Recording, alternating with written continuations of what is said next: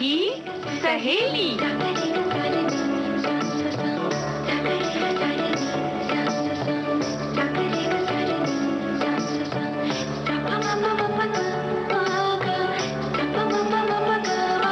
सखी सहेली।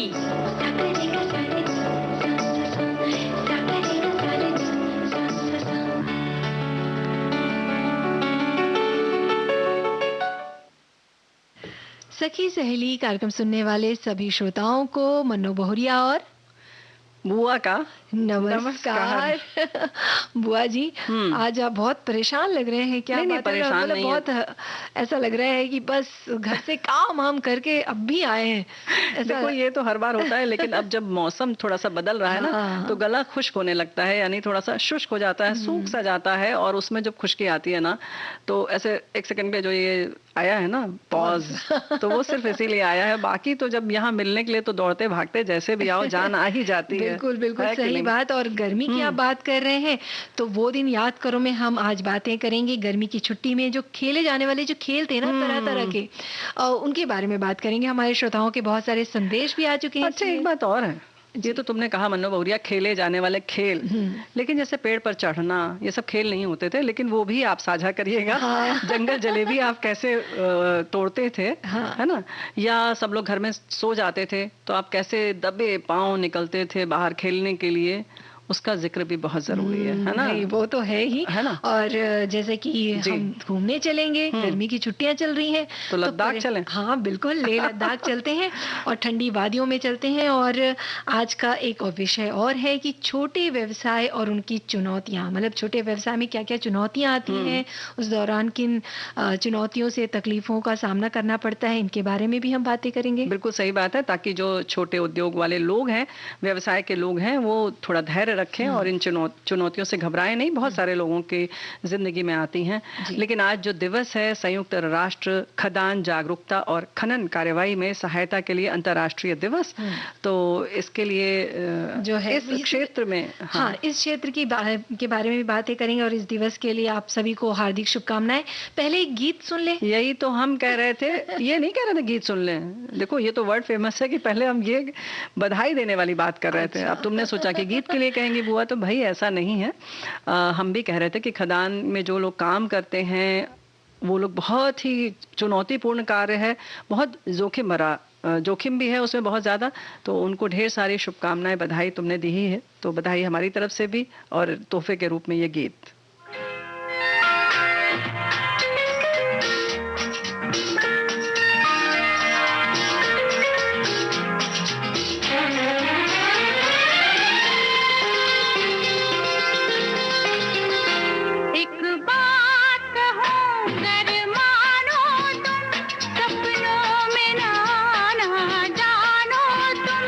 मैं नींद में उठ कर चलती हूँ, जब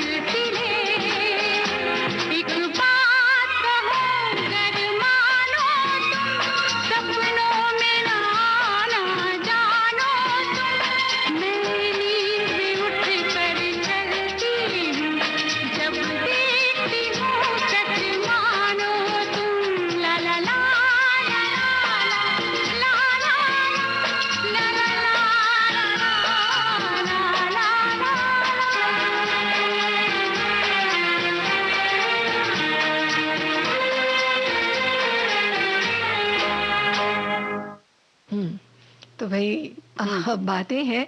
और रही बात मानने की, तो भाई मानेंगे क्यों नहीं मानेंगे, अच्छी बात रहेगी तो जरूर मानेंगे। हाँ, लेकिन बहुत सारे लोग नहीं मानते हैं। और ये जो खनन वाली जो बात है, खदान की जो बात है, उसमें जो चुनौती है वो तो है ही, लेकिन उसके संग संग लोग इस बारे में समझते नहीं हैं।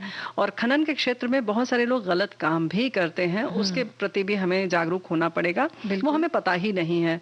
और हमारे साथी ने इसीलिए बताया है कि अच्छी बात है, इस साल का मूल मंत्र है जीवन संरक्षण, शांति का निर्माण।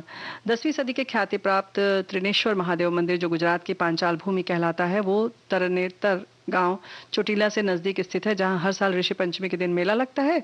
वो रक्षित स्मारक घोषित होने के बावजूद उस मंदिर के आसपास बिन कायदे ब्लास्टिंग और खनन हो रहा है। यही सब ये इन लोगों ने लिखा है कि जिससे मंदिर के कई हिस्सों में क्षति पहुंच रही है।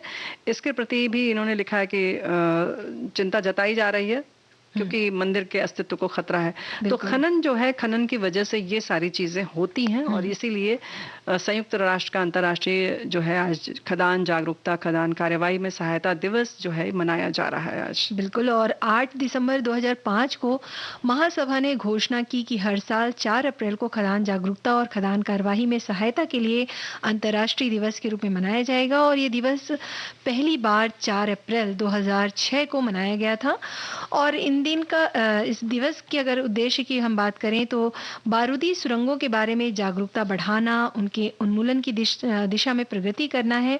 उन देशों में राष्ट्रीय खान क्रिया क्षमताओं को स्थापित करने और विकसित करने में मदद के लिए राज्यों, संयुक्त राष्ट्र और संबंधित संगठनों की सहायता से निरंतर प्रयास करना, जहां खानों और विस्फोटक युद्ध के अवशेष जो हैं सुरक्षा के लिए हैं, गंभीर खतरा पैदा कर सकते हैं स्वास्थ्य और लोगों का जीवन, या राष्ट्रीय स्थानीय स्तर पर सामाजिक और आर्थिक विकास में भी बाधा ये डालता है। बिल्कुल सही बात है।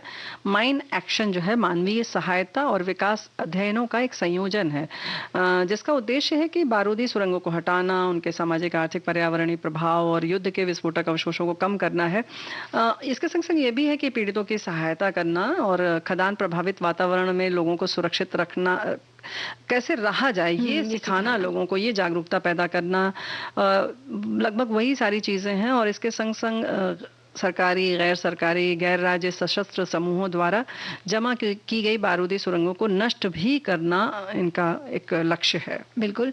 और जैसे कि हर बार इस दिवस का जो विषय रहता है, 2024 का विषय है जीवन की रक्षा करना, शांति का निर्माण करना, विकलांग लोगों सहित विशेष जोखिम वाले लोगों की सुरक्षा के लिए आवश्यकता की याद दिलाती है। 2023 में संयुक्त राष्ट्र माइन एक्शन सर्विस ने mine action can what wait theme के तहत माइन एक्शन में माइन जागरूकता और सहायता के लिए अंतर्राष्ट्रीय दिवस को बढ़ावा दिया था। ये अभियान जो है बारूदी सुरंगों पर प्रतिबंध लगाने के लिए अंतर्राष्ट्रीय अभियान के काम से शुरू होकर खदान कार्यवाही समुदाय की प्रभावशाली उपलब्धि को उजागर करेगा। और देखो, एक है ना कि एक वैश्विक अभियान है सेफ ग्राउंड। अब इसका मतलब यह है कि जो बारूदी सुरंगें जो हैं फैली हुई हैं, उनको खेल के मैदानों में तब्दील करना, ये है इसका नाम। और जिसे 2019 में संयुक्त राष्ट्र महासचिव द्वारा शुरू किया गया था। और ये एक अच्छा प्रयास है, हम कह सकते हैं, और बहुत ज़रूरी भी है। इसके संग संग सुरक्षित कदम उस घबराहट की ओर ध्यान हमारा आकर्षित करता है जो बहुत से लोगों को तब अनुभव होता है जब वे चलते हैं और नहीं जानते कि क्या वे एक विस्फोटक जो है विस्फोट करेंगे, जो उन्हें किसी भी समय विकलांग बना सकता है या दिव्यांग बना सकता है या कभी कभी जान भी ले सकता है। बिल्कुल। तो सुरक्षित कदम जो है ये उन प्रक्रियाओं का वर्णन करता है जिनका उपयोग डिमाइनर दूषित क्षेत्रों के पास पहुंचने पर करते हैं और इसमें विस्फोटक खतरों को सुरक्षित रूप से हटाने के लिए नई तकनीक का भी उपयोग जो है वो शामिल है। बिल्कुल। और सुरक्षित घर संघर्ष के बाद की स्थितियों में व्यक्तियों और समुदायों की व्यक्तिगत सुरक्षा बहाल करने के बारे में है। घर जैसी कोई जगह नहीं है और सुरक्षा और समुदाय के बिना घर जैसा महसूस करना थोड़ा कठिन है। और ये बात तो भाई देखो ऐसा है ना कि आयुध और युद्ध के अवशेष जब होते हैं तो उसके बाद बहुत स्थिति खराब हो जाती है। तो जाहिर है कि दशकों तक इन सब चीज़ का प्रभाव देखने को मिलता है। तो जाहिर है कि मानवीय और विकास की सहायता को ये सब चीज़ें अवरुद्ध करती हैं, लेकिन ज़रूरी है कि इन सबको रोका जाए। और हमारे बहुत सारे बहादुर जो हैं खनन कार्रवाई जो खदान जो होता है, हाँ, खदान में जो काम करते हैं तो बहुत हद तक हथियारों को हटाने के लिए उनकी भागीदारी होती है। तो कुल मिलाकर एक है कि एक सुरक्षित वातावरण करना, लेकिन जो खदान में काम करना भी बहुत ज़रूरी है, ये भी ज़रूरी हो जाते हैं। सुरंगें भी बनाई जाती हैं, बहुत सारे काम होते हैं इनसे जुड़े हुए। हाँ। तो माइंस में जो लोग काम करते हैं वो वाकई बहुत चुनौती है। बिल्कुल सुरक्षित रखने के लिए भी बहुत सी चीज़ें जो हैं वो संस्थानों को या संगठनों को करना चाहिए। जो जब वो माइन में उतरते हैं तो उनसे जुड़ी हुई जो शिक्षा होती है उन्हें देनी चाहिए। वो प्रशिक्षण पूरा लेकर ही जाना चाहिए। नहीं तो आमतौर पर सोचते हैं अगर पिता कर रहा है तो चलो बेटा भी कर लेगा, और देख तो रहा ही है बचपन से, चलो कर लेते हैं। तो इन सब चीज़ों को बहुत हल्के में नहीं लेना चाहिए। और जब चाहिए की बात जब करती हो ना मन्नू भौरिया, तो फिर हम भी यही कहते हैं फिर तुम्हें गाना सुनाना चाहिए। बिल्कुल सुना देते हैं। मिल गई अचानक मुझे हर खुशी, आ गए मेरी बाहों में दोनों जहां।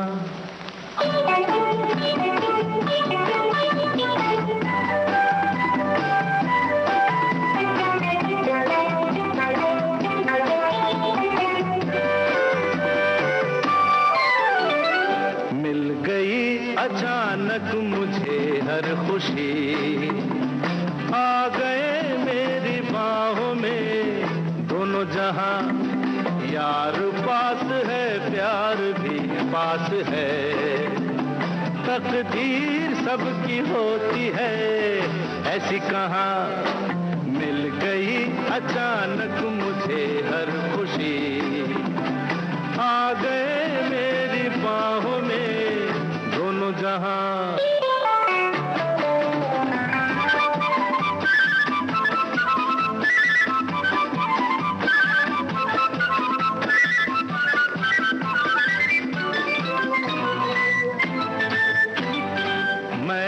अकेला नहीं कोई कहीं था मेरा हम सफर, जीवन की छूनी सी थी ये डगर। मैं था अकेला नहीं कोई कहीं था मेरा हम सफर, जीवन की छूनी सी थी ये डगर। तुमने जो प्यार से अपनाया मुझे, तुमने जो प्यार से अपनाया मुझे, राह सजी मंजिल की मिल गई अचानक मुझे हर खुशी। आ गए मेरी बाहों में दोनों जहां, यार पास है प्यार भी पास है, तकदीर सबकी होती है ऐसी कहाँ।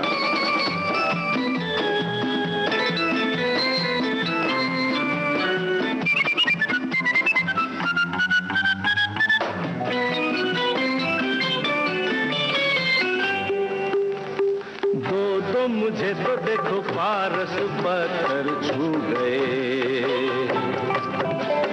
सोने के रंग में रंगे ख्वाब नए। दो मुझे तो देखो पारस पत्थर छू गए, सोने के रंग में रंगे ख्वाब नए।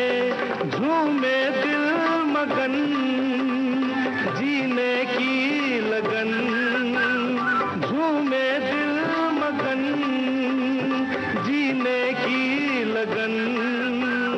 फिर से मेरे मन में बसी मिल गई अचानक मुझे हर खुशी। आ गए मेरी बाहों में दोनों जहां, यार पास है प्यार भी पास है, तकदीर सबकी होती है ऐसी कहाँ। तकदीर सबकी होती है ऐसी कहाँ।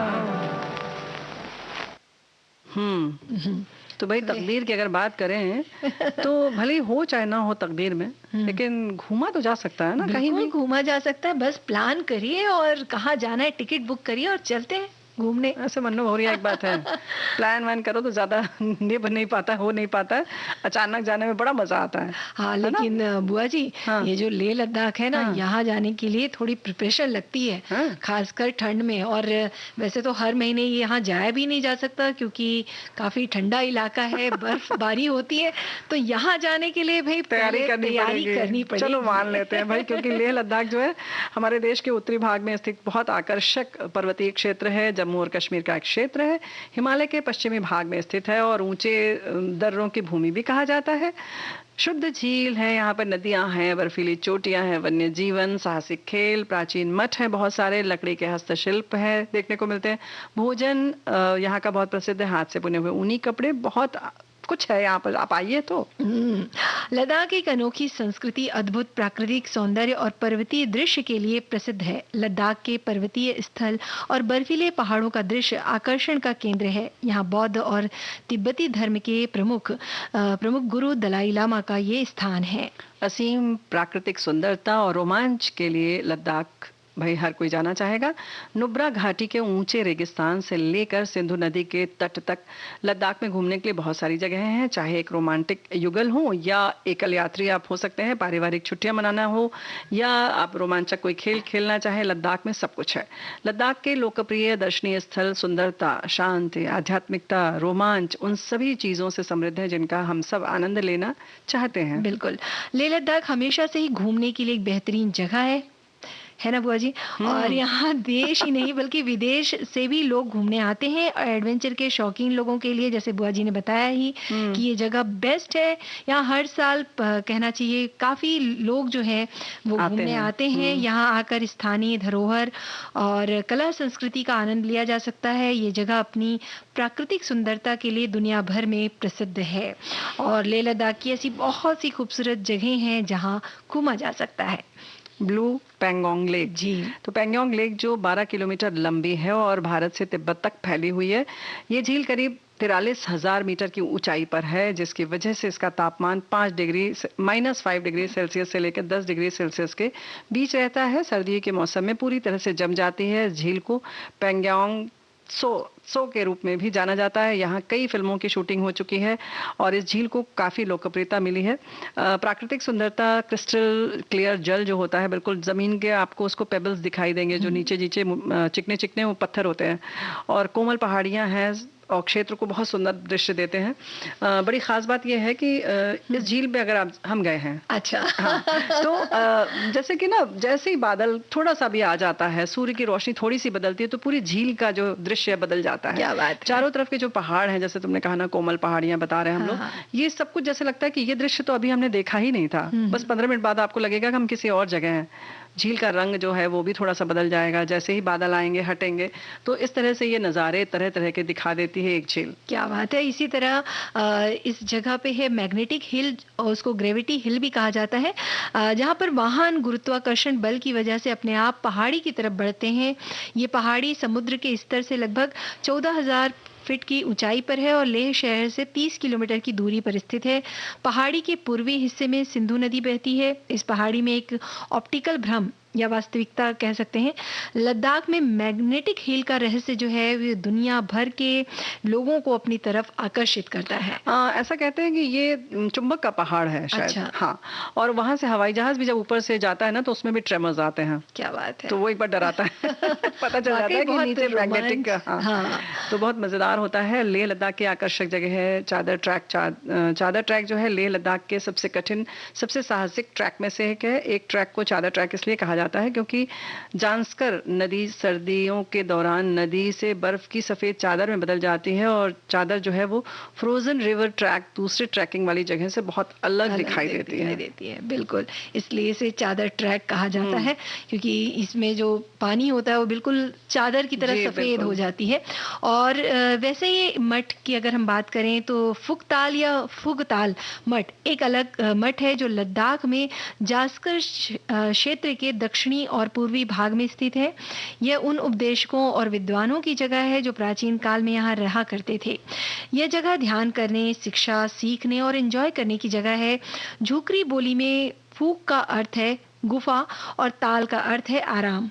यह 2250 साल पुराना मठ एकमात्र ऐसा मठ है जहां पर पैदल यात्रा करके पहुंचा जा सकता है। फुकताल मठ लद्दाख के प्रमुख पर्यटन स्थलों में से एक है और ट्रैकिंग प्रेमियों के लिए बहुत खास जगह है। और यहाँ के त्योहारों को भी बहुत ही उत्साह और मनोरंजन के साथ मनाया जाता है। तो भाई त्योहार की बात आई है तो एक गीत सुनते हैं, फिर आगे की बातें करेंगे। बिल्कुल।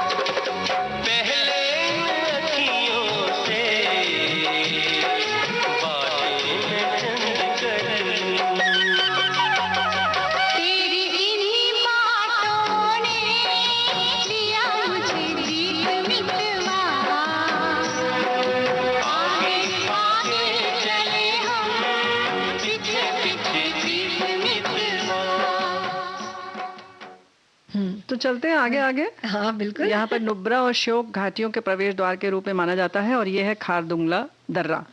और इसे आमतौर पर खटजोंग ला भी कहा जाता है। ये सियाचिन ग्लेशियर में से एक बहुत महत्वपूर्ण स्ट्रेटेजिक पास है जो लगभग 5602 मीटर की ऊंचाई पर दुनिया के सबसे ऊंचे सड़क मार्ग का दावा करता है।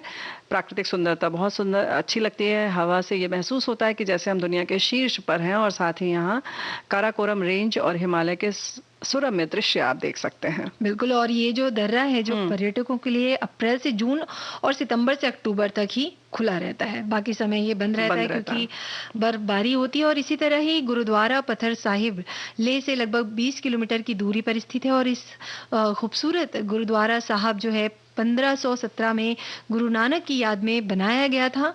ये जगह जो है कई ट्रक चालकों और सेना के काफिले के लिए बहुत ही खास जगह है। यहाँ आगे के लिए जो कठिन मार्ग की यात्रा के लिए जो है यहाँ पर दर्शन करना, बिल्कुल दर्शन करने के लिए आते हैं। शांति स्तूप है और ये प्रमुख धार्मिक स्थल है। बौद्ध सफेद गुंबद वाला स्तूप है। शांति स्तूप का निर्माण जापानी बौद्ध भिक्षुक ग्योम्यो नाकामुरा द्वारा करवाया गया था और 14वें दलाई लामा द्वारा खुद को विस्थापित किया गया था। ये स्तूप अपने आधार पर बुद्ध के अवशेष रखता है और यहाँ के आसपास के मनोरम दृश्य देखे जा सकते हैं। समुद्र तल से 4267 मीटर की ऊंचाई पर है और सड़क मार्ग से 5 किलोमीटर की दूरी पर। वहाँ ऊपर चढ़ने के बाद आप लेह को बहुत देख सकते हैं, ऊपर से उसकी नज़ारा जो है बहुत सुंदर आता है। बिल्कुल बुआ जी, एक छोटा सा ब्रेक लेते हैं, बिल्कुल आगे बढ़ते।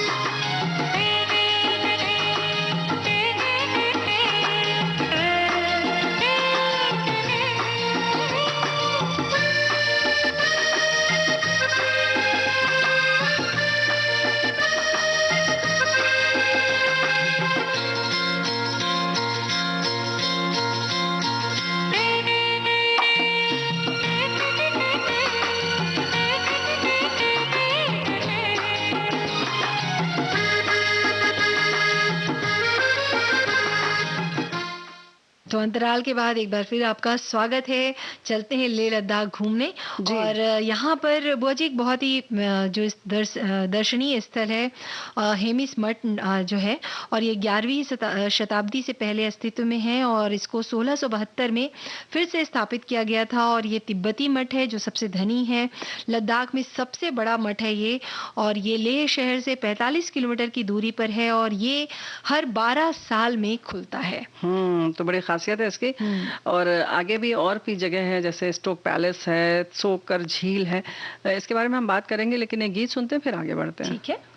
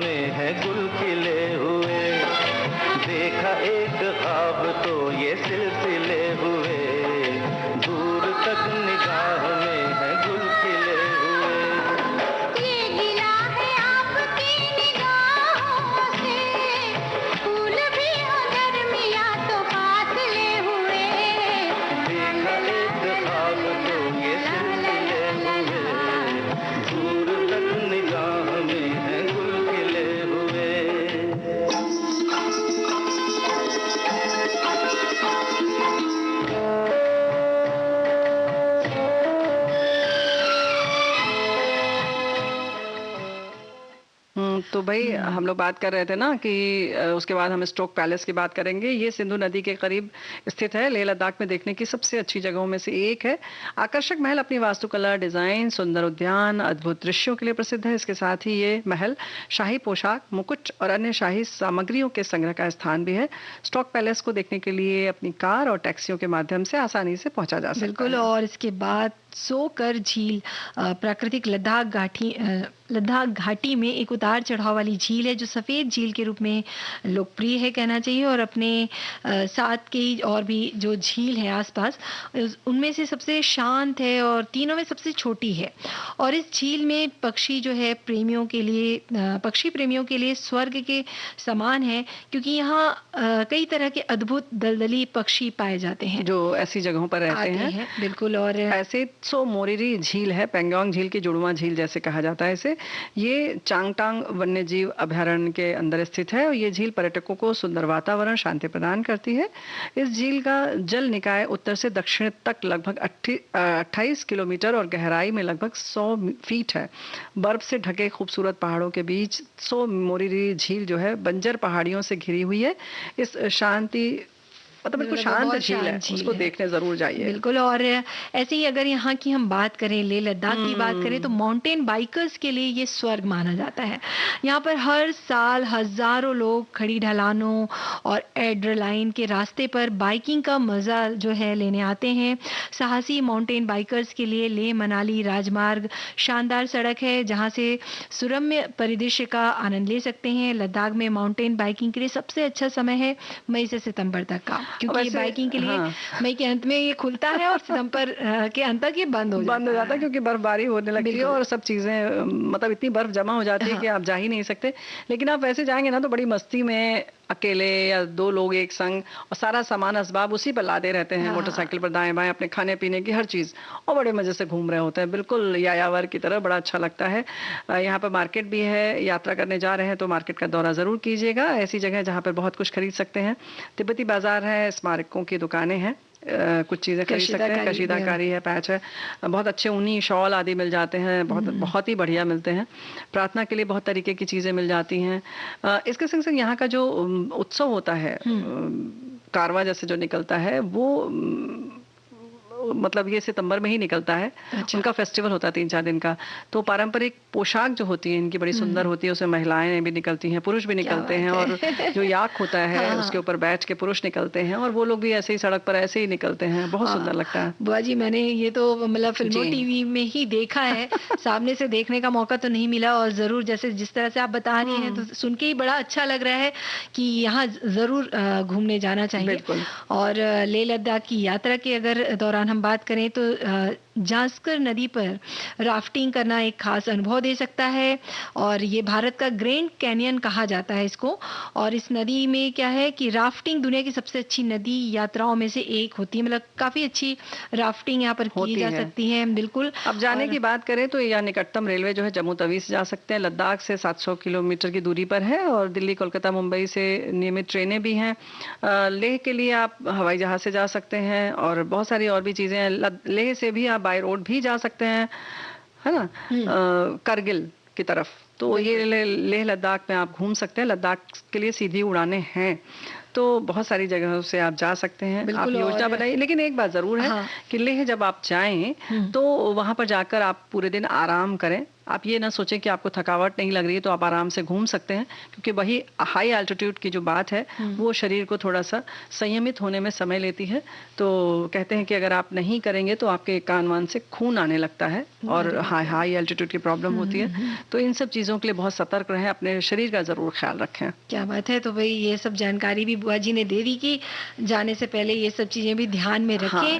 और क्योंकि हम अति उत्साह में रहते हैं, सोचे समय नष्ट हो जाएगा, नहीं अभी तो चलते हैं ना, क्या दिक्कत है, अभी आप पहुंचे सुबह, चलते नहीं, आप जाएं। पहले दिन आप पूरा आराम करिए, क्योंकि बहुत ऊंचाई पर रहने से हमारे शरीर में जो है ना, ये रक्त का जो दबाव है वो अनियंत्रित हो जाता है, तो दिक्कत होती है जी। और बुआ जी एक चीज और है ना कि जैसे ये जो ठंडी जगहों पर हमें पानी जो है हम कम पीते हैं, तो ऐसे में जो अपचन की जो प्रॉब्लम होती है, समस्या भी हो सकती है। तो वहां जाकर थोड़ा कुनकुना वार्म वाटर जो है आप पी सकते हैं। ऐसा ना हो कि पानी प्यास नहीं लग रही तो पानी ना पिए, तो पानी पी पीते रहें। जी बिल्कुल, क्योंकि राफ्टिंग के दौरान क्योंकि आपको प्यास वैसे नहीं लगेगी। हाँ, क्योंकि मौसम ठंडा लगेगा, लेकिन बेहतर है कि आप पानी पीते रहें। बिल्कुल पानी पीते रहें। और एक गीत सुन ले फिर आगे बढ़े। बिल्कुल।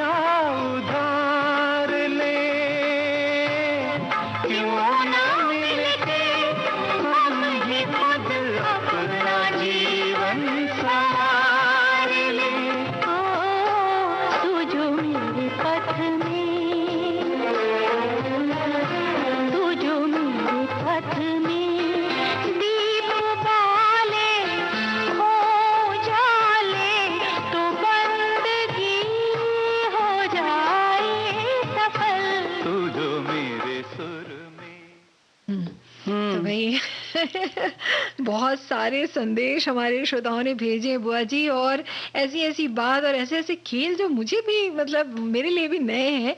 तो मतलब पता नहीं कितनी इनकी उम्र हो गई। ये सोचिए जितने खेल हिंदुस्तान भर में होते हैं, हमारे श्रोता बता रहे हैं, जी। ये बहुरिया को पता होना चाहिए। अरे भाई, सब क्षेत्र के अलग-अलग हैं और सबने अलग-अलग ढंग से बचपन जिया है ना। बिल्कुल। और ये बहुत सारे तो हमें नहीं पता है, तो तुम तो अभी बच्ची हो। तो एक हमारे श्रोता ने लिखा है कि गर्मियों की दोपहर में हम बाहर नहीं निकलते थे क्योंकि हमें डरवा दिया गया था। लकड़ सुंघवा जो बचपन में ही सुनाई देता था, बड़े होने पर कभी नहीं ये शब्द सुनाई दिया। घूमता है और बच्चों को थैली में भर लेता है, तो हम डर के मारे नहीं निकलते। घर के सामने में एक पेड़ था, हवा चलने पर आम के टिकोले गिरते थे। बोलते हैं हम लोग, तो टिकोरे बोलते हैं, ये लोग टिकोले बोलते हैं। हाँ, उन्हें छोटे आम जो होते हैं उनको टिकोरा कहते हैं। अच्छा, उन्हें चुनने के लिए हम छुप कर दरवाजा खोल कर जाते थे। उसके छिलके हम नहीं छील पाते थे, उसे दीवारों पर रगड़ कर खा जाते थे। गर्म तासीर होने के चलते ज्यादातर हमारे नक्सीर फूट जाते जी, थे। ये कच्चा आम खाने की वजह से ये समस्या होती थी। और जो उसमें जो ऊपर जहाँ से वो डंडी से चिपका रहता है, चोपी होती है, हाँ, हाँ। वो अगर कहीं लग जाए तो खुजली होने लगती है, नहीं तो फुंसी भी निकल आती है। तो उसको हम लोग दीवार में रगड़ रगड़ के उसको साफ कर देते थे। धोने की कोई जगह नहीं मिलती थी। और कहीं ब्लेड मिल गया तो ब्लेड से फिर उसको छीला जाता था। कोई सफाई वफाई का ध्यान नहीं रखा जाता था। ये बचपन हर गम से बेगाना होता है। बेगाना होता है, बिल्कुल। और कहना चाहिए कि क्या यादें हैं ना, क्या है ना? जुड़ी हुई यादें हैं।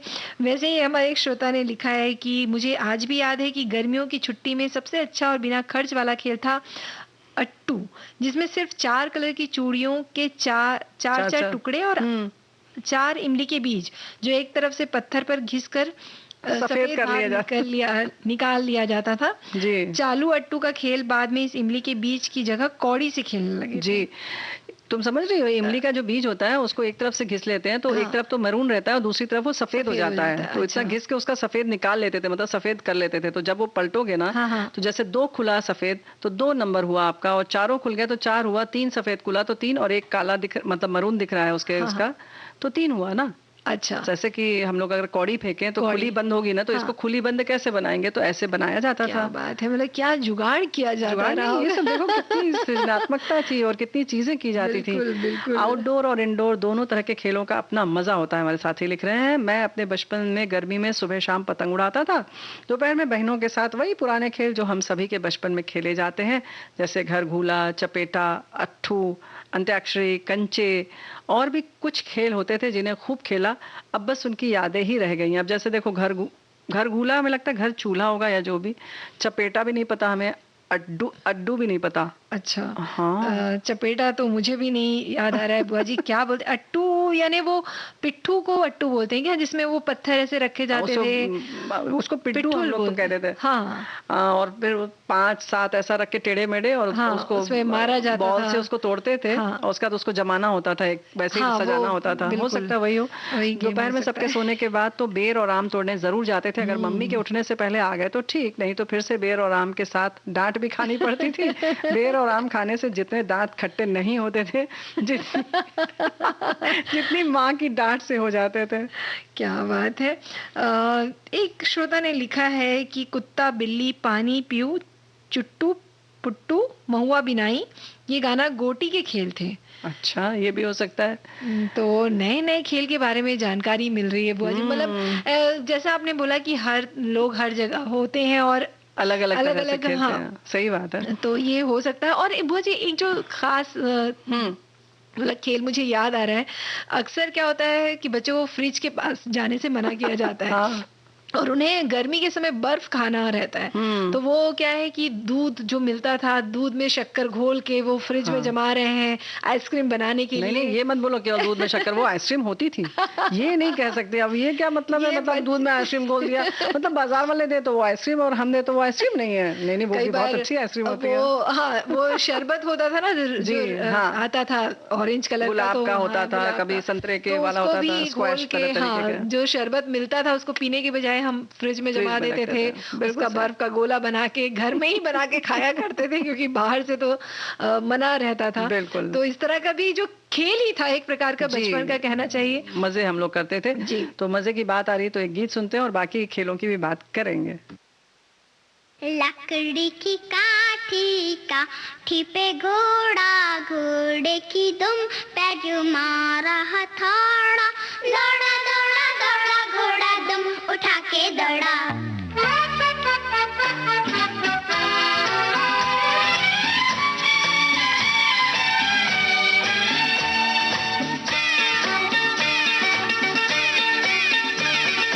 लकड़ी की काठी, काठी पे घोड़ा, घोड़े की दुम पे जो मारा हथौड़ा, दौड़ा दौड़ा दौड़ा घोड़ा दुम उठा के दौड़ा।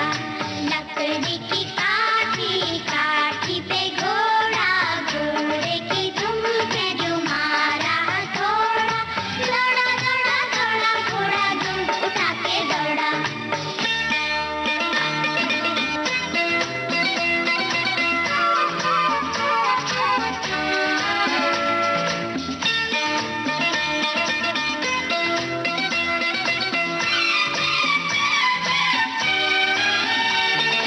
घोड़ा पहुंचा चौक में था नाई, घोड़े जी की नाई ने हजामत जो बनाई।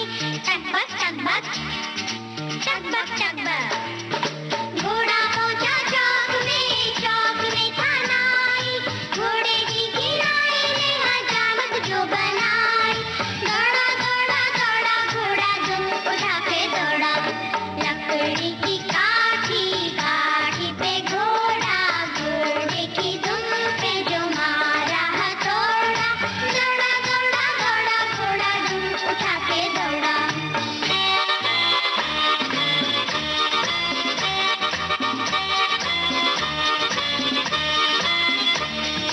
ला ला ला ला ला ला ला, ला ला ला ला ला ला।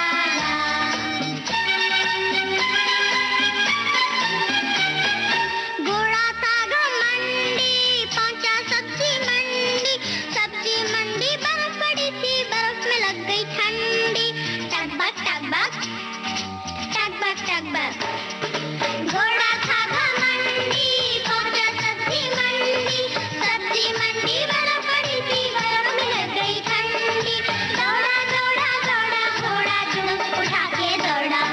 लकड़ी की काठी, काठी पे घोड़ा, घोड़े की दुम पे जो मारा हथौड़ा, दौड़ा दौड़ा दौड़ा घोड़ा दुम उठा के दौड़ा।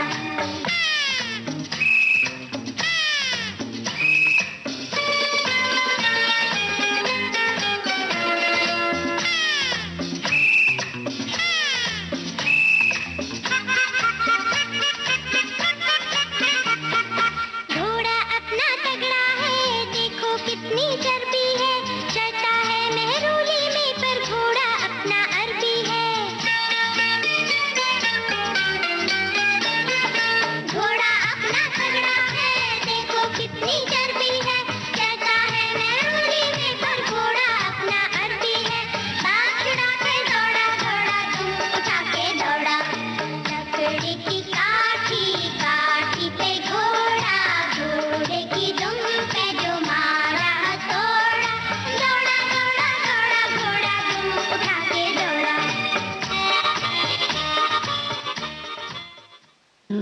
सबको इंतजार रहता था गर्मी की छुट्टियों का ना। हाँ। तो लिख रहे हैं हमारे साथी कि हम बच्चे ताश का खेल भी खेला करते थे। हम बच्चे सभी एक ऐसी जगह जाते कि घर वाले हमें ढूंढते फिरते रहते थे, पर हम उन्हें ढूंढने पर भी नहीं मिलते थे। हमारे मोहल्ले में एक सुनसान पुराना घर हुआ करता था, हम वहीं ताश का खेल खेला करते थे।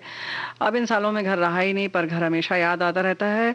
ताश खेले जाते थे, घर वालों से छुप कर जाते थे, तो लगभग सबकी ऐसी ऐसी कुछ कहानी है। हाँ। और फिर इन्होंने लिखा है कि हमेशा बहाना बनाकर किसी दूसरी जगह का नाम बताते थे।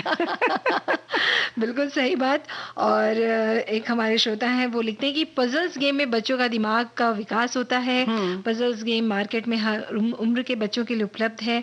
और पजल्स गेम्स के बारे में लिखा है और आगे भी बहुत सी जानकारी इन्होंने दी है कि अल्फाबेट कुछ फलों जानवरों का को सही ढंग से जोड़ना होता है। गर्मियों में यह गेम घर में रहकर खेला जा सकता है। तो ये इस तरह के भी गेम अब जो है है उपलब्ध, लेकिन उस समय तो भाई हमारे साथी ने हाँ। जैसे लिखा है कि लूडो, चाई चूड़ी, जो चूड़ी के टुकड़े और इमली के बीज से हाँ। खड़िया से जमीन पर घर बनाकर खेला जाता था। पर सबसे प्रिय खेल था हमारा गाना गोटी, जो हम खूब खेलते थे। उसके लिए रेलवे लाइन की गिट्टी, पत्थर के छोटे छोटे टुकड़े का चुनाव करना होता था। गोल और सुडौल गिट्टी होनी चाहिए। इसके लिए भी एक्सपर्ट होती थी वो, जो वैसी गुट्टी को चुनकर लाता था गोटी को। फिर उसे खेलते समय हम एक गाना भी गाते थे। गाना तो मुझे याद नहीं आ रहा है। छुट्टी में गाँव जाते थे, खेलते थे। जो तो आईजियाँ डांटने लगती थी कि ज्यादा मत खेलो, नहीं तो बारिश नहीं होगा, अकाल पड़ जाएगा। पर हमें उससे कोई लेना देना नहीं था। हम चुप कर कहीं भी थोड़ी सी जगह में बैठकर खेलते रहते ये थे। जो गुट्टी है ना, जी। गिट्टी जो है, ये बकायदा चुना जाता था, हाँ, क्योंकि वही तो उन्होंने लिखा है गोल कि- गोल मतलब चिकने चिकने, ताकि वो हाथ में ना लगे। जी। और वो कंचे, बुआ जी याद है, कंचे हाँ, भी हाँ, क्यों नहीं खेलते याद थे। रहेंगे। गोटी जो थी, जी। अरे वो तो जो खेल था। और वो एक और खेल हुआ करता था, लकड़ी से ऐसे मारते थे, वो गिल्ली डंडा। गिल्ली डंडा। जी। तो ये सब जो है वो तो घर के बाहर खेल सकते थे, घर के अंदर भी इतने बड़े बड़े आंगन हुआ करते थे, गांव में खेला जा सकता बिल्कुल। था। और वहीं एक जो हमारे श्रोता हैं वो लिखते हैं कि घर में गर्मियों की छुट्टियों में बेसब्री से इंतजार रहता था। घर में कहाँ बैठते थे, जब घर में सब सो जाते थे तो हम भागकर नदी में नहाने चले जाते थे। फिर वापस घर देर से आते तो बहुत मार पड़ती या डांट। और फिर हम पर्ची, जिस पर राजा कौन बनेगा या वजीर कौन, ये भी खेलते थे। हाँ। और इसके अलावा पड़ोस के पेड़ों पर से फल तोड़ना, फिर गालियां खाना। सच में कहाँ गया बचपन, वो कहाँ गए वो दिन। भाई देखो, ये राजा वो होता था ना, राजा मंत्री चोर सिपाही हाँ। पुलिस, और ये सब होता था। बहुत बढ़िया होता था खेल। बिल्कुल। उसमें नंबर लिखे जाते थे, काफी ऊपर नीचे उसमें भी की जाती थी, चीटिंग होती थी। और हमारे साथी लिख रहे हैं कि आज भी हमारे घर में कैरम और ताश अक्सर खेला जाता है।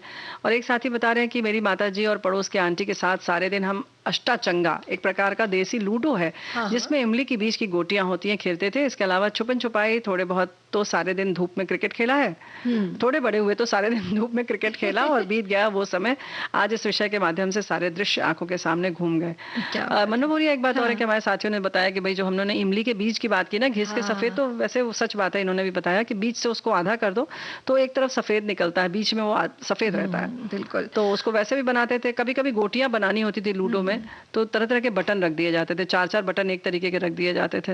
अच्छा। तो जैसे लाल पीली नीली गोटी नहीं मिल रही है तो ऐसे भी होता था, बटन रखे जाते थे। तो ये जो इमली के बीज से ऐसे चौकस भी खेला जाता हाँ, था ना, कि वो जो चौसर। चौकसा जो होता था, कई बार तो वो पत्थरों में ही उकेरा हुआ रहता था, या कई बार पेंसिल से बनाया जाता जी, था। जी। तो ये भी बच्चों का एक लूडो खेल का ही रहता एक था, तरीका है। है। हाँ। और बुआ जी, एक जो बहुत कहना चाहिए कि गर्मी की छुट्टियों में जब बच्चे आपस में मिलते हैं, और कहना चाहिए कि वो रात में जब वो बैठते हैं, तो वो जो भूत की कहानी होती है, जो बड़ी दीदियां या बड़े भाई जी। छोटे बच्चों को सुनाते थे, तो ये भी एक तरह का खेल ही होता था। बिल्कुल सही बात जिसमें है। चद्दर के नीचे से टॉर्च जलाकर एक दूसरे को डराते थे। तो ये एक अलग तरह का खेल हुआ करता था।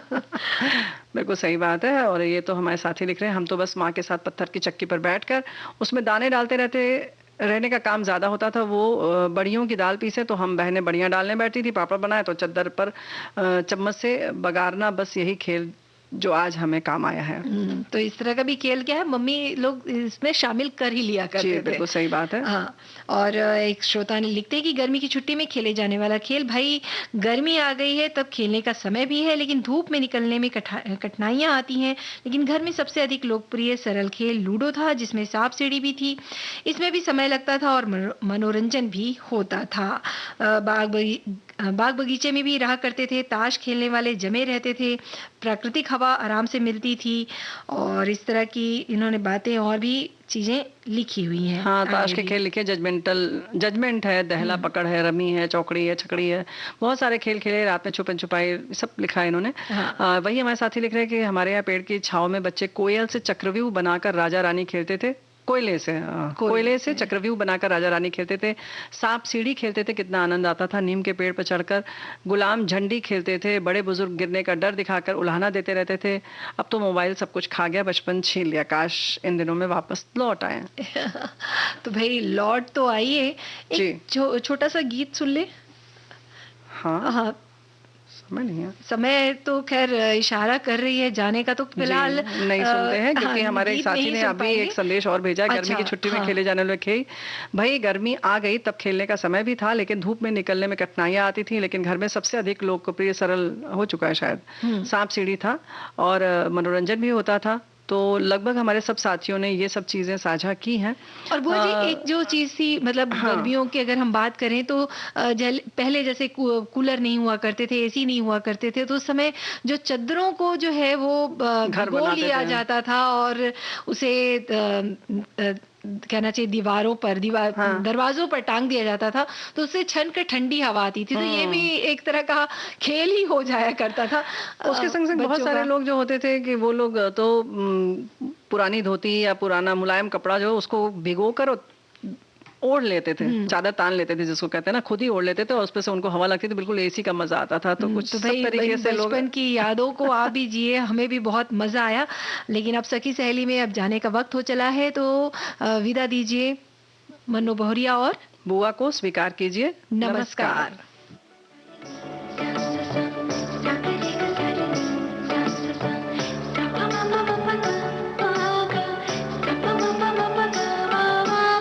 सखी सहेली।